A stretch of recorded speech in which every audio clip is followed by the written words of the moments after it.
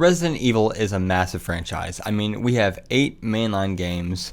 We have all of the spin-offs. We have the remakes, remasters, VR versions, and we have stuff even outside of the games. I mean, we have like TV shows, we have movies, comic book, novels. There's so much shit that comes along with the Resident Evil name that I think it's fair to say that we're not covering all of it in this video. I mean, I think you can tell that by the runtime.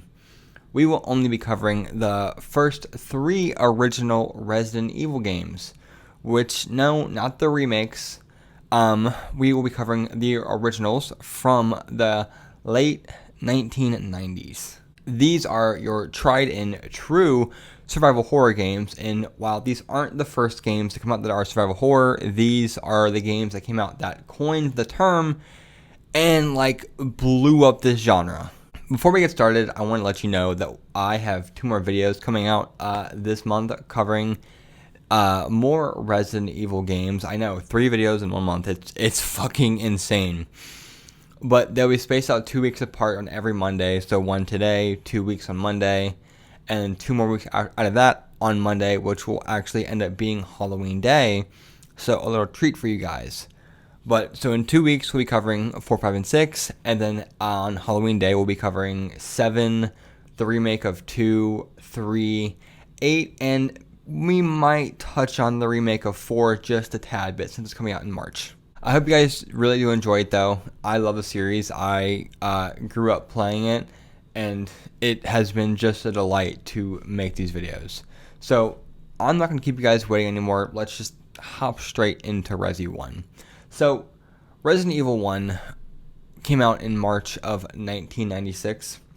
And to say this game was popular or influential would be a massive understatement. This game reinvented a whole new genre of video games and helped revitalize the love for zombies in the world in the late 1990s and early 2000s with video games and movies. Hell, without this game, we might not even have a Walking Dead or anything like that. Not saying that this game is solely the reason, but it definitely helped. And then on top of that, for a while, this was the best-selling PlayStation game that they ever had. So just, you know, it was just all around doing great. It's for good reason, though. This game has great gameplay and amazing story. Some of the things these games are known for are the puzzles that come with them, the herbs you heal yourself with, and then for these first 3 games, the fixed camera angles. The reason why the fixed camera angles work so well is you can't control them and they're always stuck in one place.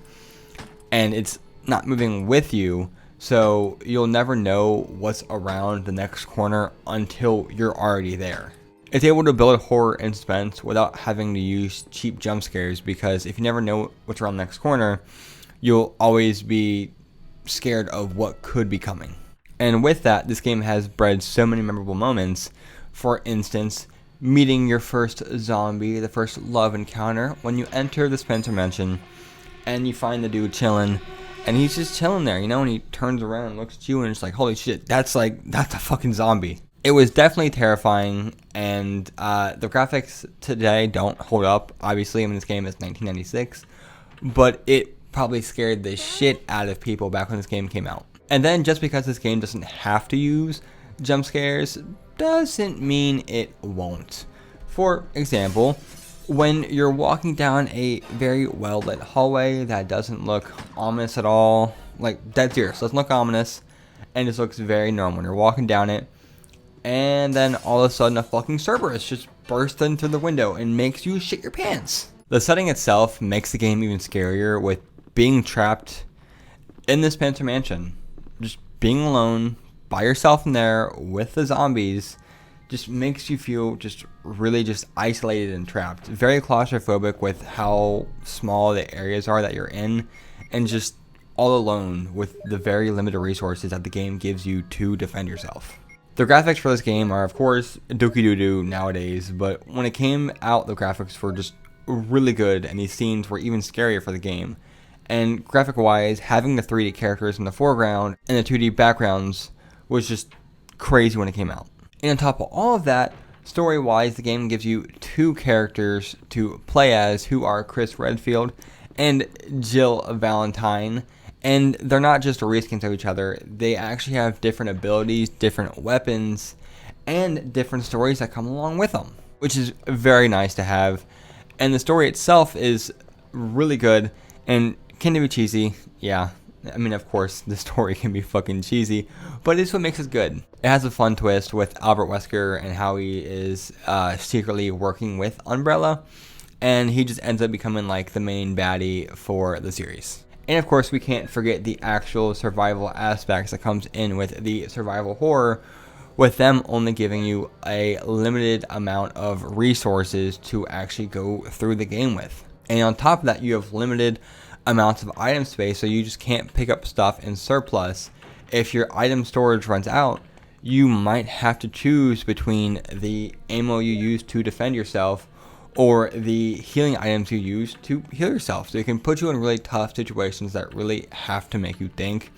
And it's just what makes the game fun at its core. Needless to say, this game was fantastic and started an amazing series that is going to present day. This game would breed the second Resident Evil game to come out, obviously, and that can only mean it's time to hop over to Resident Evil 2, which ended up coming out in 1998, which is only 2 years after the release of Resident Evil 1. This game did everything that a remake should and more. I mean, it sticks with the gameplay of the survival horror and still uses the fixed camera angle to make you feel claustrophobic and just really just trapped and have the same feelings of the first game. On top of that, they keep the limited inventory space, obviously, puzzles, 2 characters, different stories between them, and of course the horror that comes along with it. They upgrade on what made the first game great, like the visuals, gameplay, and the voice acting, because the first game's voice acting did get some criticism a little bit. It was a little shitty. But it brings in new elements that just elevate this game just even further. For example, they give you a wider area to play in. Unlike the first game where you were just completely stuck in the mansion, you have more room to move around in. So what I mean is you come in and you're making your way through Raccoon City and you make your way up to the police station and you're in the police station for a little bit, so you still have that feeling of being claustrophobic and trapped in a building with all the zombies. But then you make your way to the sewer and finish the game out going through the sewer. So it's just a lot more area that you cover. But you never feel like you're in too big of a spot where it's like too big, too crazy, too much to handle. And the backtracking that you do have to do in this game, it doesn't feel pointless. It always feels like there's a purpose to it, and there's always new stuff to discover when you're going back through old areas, whether that's ammo, there's new enemies there, or there's new stuff to discover for the story. There's always something new there. The bosses you fight are super dope. Like, fighting Birkin and seeing how he transforms through the game is just awesome. And fighting probably my favorite boss in the game, the Super Tyrant, is just really cool. Blowing him with a rocket launcher is fun. But speaking of the Super Tyrant, I think it's time we talk about the best part in Resident Evil 2, and that is Mr. X. So he's an enemy that's brought in during the B side of the game, which is your second playthrough. Either your first playthrough was with Leon and you're playing as Claire through your second playthrough, or vice versa. But he's dropped in through a helicopter and comes in through the roof and lands pretty close in your vicinity, and basically will just try to attack you and kill you for the rest of your playthrough. This homeboy is a fucking bullet sponge, and he can't die and is super hard to put down.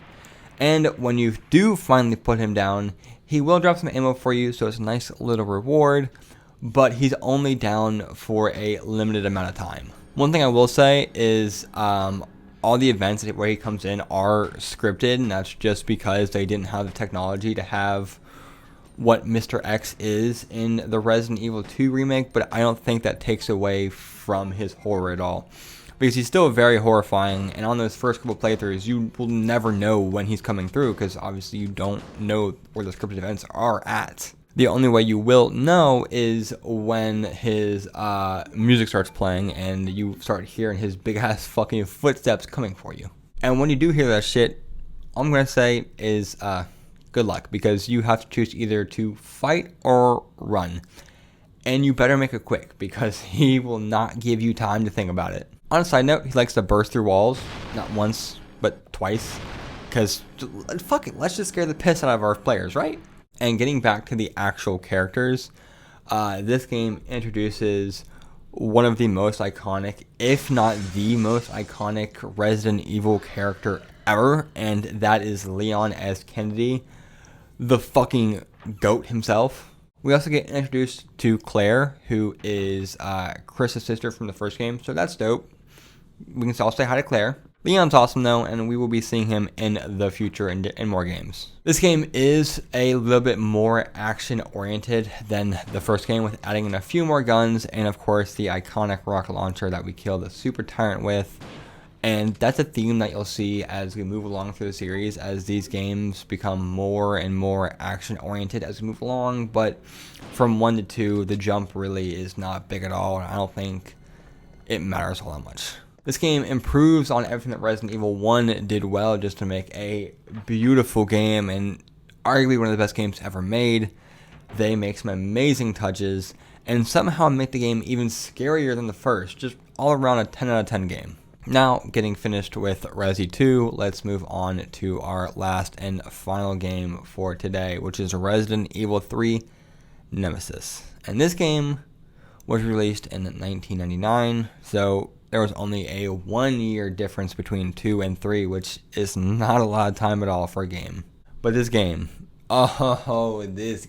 did some things very well for being released so close to the second game. Coming from Resi 1 and 2 to this game, they will add some things and remove some things. So let's cover what they remove first and just get that out of the way. So the first big thing that they remove is 2 campaigns. So obviously in Resi 1 we play as Chris and Jill, and 2 we play as Leon and Claire.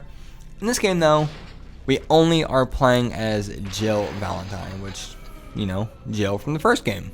The thing though is, there are different routes and some different choices that you can pick in the game, so there is still a replayability factor to come back and play through the game again, but the results and how the game ends aren't different, so not that big of one. They also removed the small atmosphere of this game and went even bigger, with Jill basically going through all of Raccoon City. Also, I didn't mention it when we were talking about Resi 2, but at the end of that game, Raccoon City gets fucking nuked.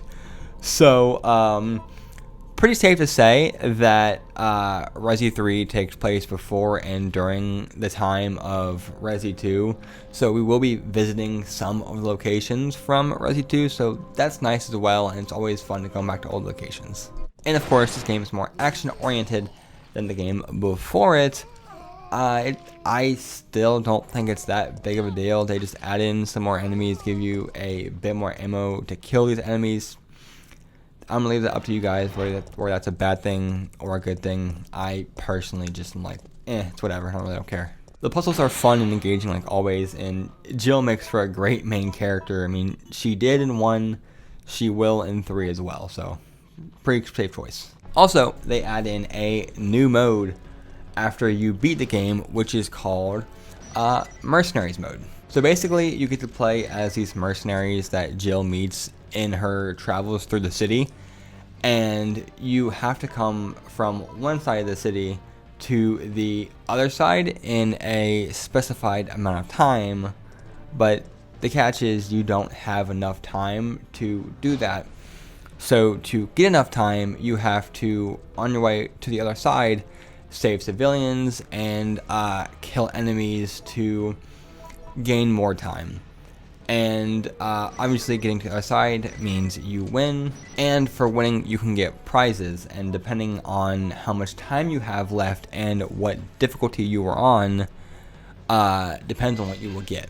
So you can get stuff from anywhere, like costumes for Jill and files that, you know, add some more story to the game, or you can get stuff like miniguns and rocket launchers to have, and infinite ammo for specified guns, like, you know, some of your main guns that you get through the game, or infinite ammo for that said rocket launcher or that said minigun. So just a huge jump and will make you feel overpowered.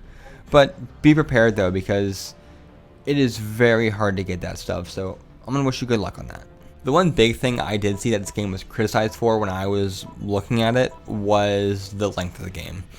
And that's just because this game's length is about the length of one section of the old story. So like just the Leon section or just the Jill section of their old games. And since there's no second part, it's obviously shorter. Personally, I don't think it's a bad thing. I mean, the game had a story to tell and they told it, and just what's the point of trying to drag it along to make the game longer if it would just make the game worse, you know what I'm saying? But now, you're probably like, Taco, you're getting to the end of Resident Evil 3 and you've forgotten something. And you'd be right, but didn't forget it. I was just saving the best for last. And that is, of course, the name of the game. Nemesis. This man thing, monster, whatever the fuck you want to call him, is a menace. He's basically just a souped up version of Mr. X from RE2.